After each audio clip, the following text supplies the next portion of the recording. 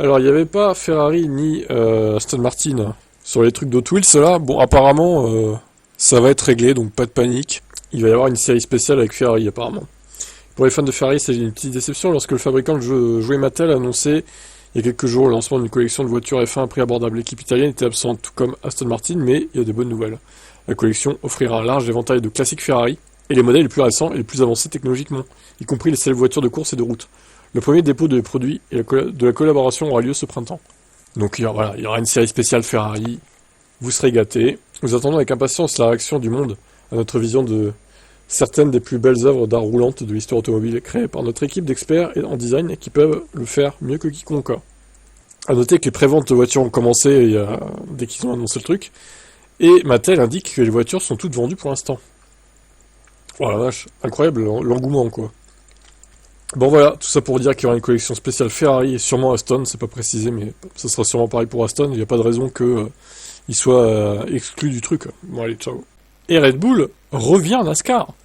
Parce que oui, Red Bull à l'époque, dans les années 2010, ils étaient en NASCAR hein, déjà. Par contre après ils ont quitté, je crois, je sais plus quelle année, mais ils vont peut-être le préciser. Red Bull revient en NASCAR, 14 ans après que les Autrichiens ont décidé de soulever leur propre équipe dans la catégorie américaine.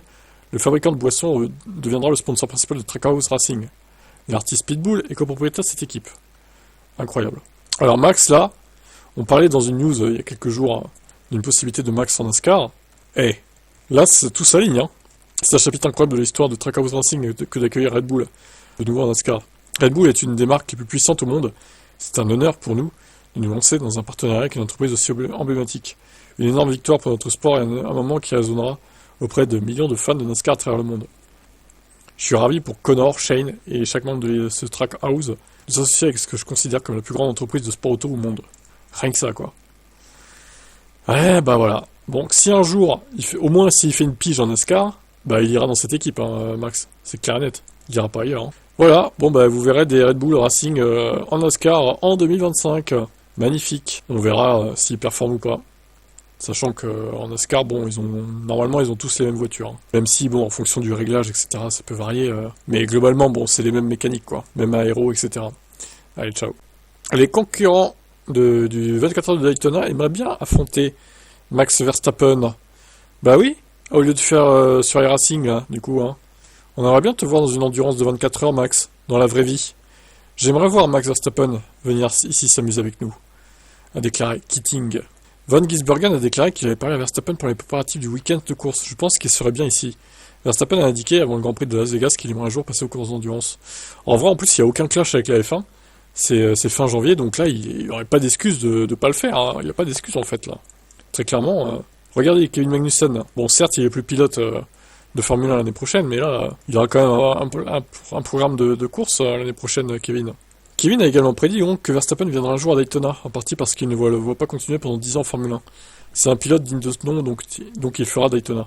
D'après toutes les courses de simulation qu'il fait, qu'il a déjà une équipe GT.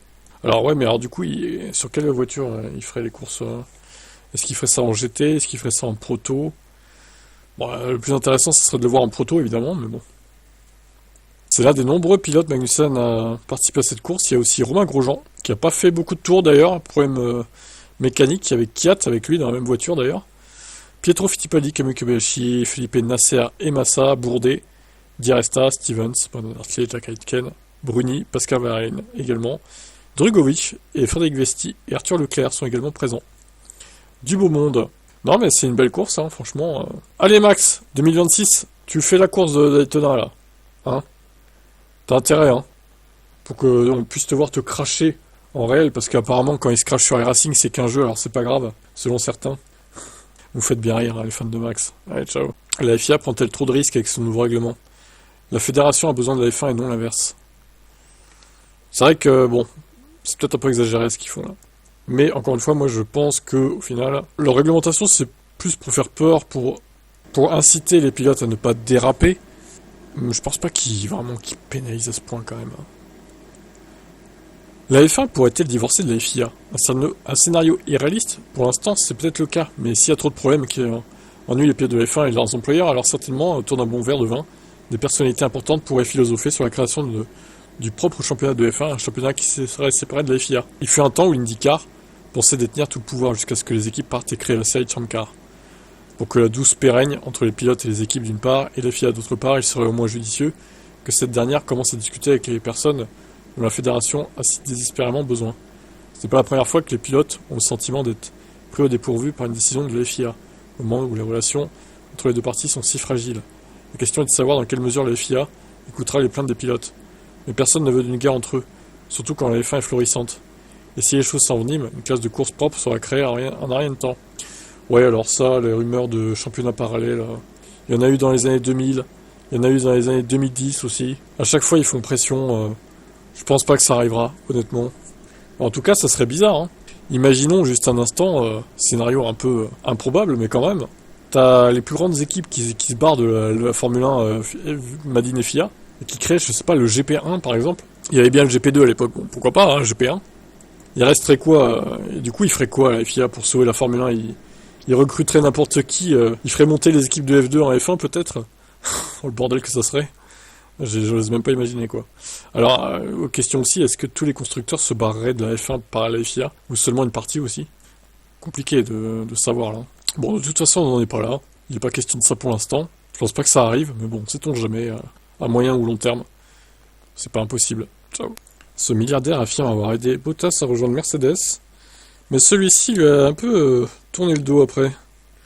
Un milliardaire finlandais qui soutenait auparavant Bottas, Antti Aarnio-Viuri, se dit surpris de la façon dont il était précédemment ignoré par lui, après que son équipe a cessé de soutenir financièrement Bottas pendant son premier contrat avec Mercedes. Ah, ça, je savais pas qu'il était soutenu là, le Valtteri là. Selon lui, donc Aarnio, qui a déjà aidé financièrement le pilote avec le groupe Wauri, est aujourd'hui surpris de voir à quel point le pilote l'ignore. Le milliardaire a expliqué qu'une fois que les revenus de Bottas ont atteint 1 million d'euros, ils ont cessé de le soutenir. Ce n'est pas un problème pour moi, mais je m'interroge sur quelqu'un dont toute la carrière dépend de nous. Il a cessé tout contact. Après tout, c'est nous qui l'avons amené à Mercedes. Il n'y serait jamais arrivé sans nous. Je sais pas pourquoi. Probablement à cause de son caractère. Il n'a pas dit un mot par jour quand il est venu vers moi. Dans le monde, on s'est beaucoup vu, mais on ne s'est pas salué. D'après ce que j'ai compris, sa carrière est terminée en pratique, et il prend de l'âge. D'autre part, l'un des représentants de Bottas aurait répondu en disant « Il y a toujours deux côtés de l'histoire ». Ouais. Bon, peut-être qu'il y a des choses qu'on ne sait pas. Ils sont peut-être engueulés sur un sujet, ils veulent plus parler. Enfin, Bottas veut plus parler. Bon, c'est vrai que vu comme ça, on dirait qu'il est un peu ingrat, Bottas, et que il n'a pas cherché à continuer la relation avec le mec, là. Bon, on n'a pas tous les secrets, les tenants et les aboutissants, hein. Je pense que c'est un peu compliqué, quoi. Bon, en tout cas, une chose est sûre, c'est que Bottas, à moins qu'il trouve refuge chez Cadillac en 2026, ça va quand même être compliqué, quoi. Allez, ciao.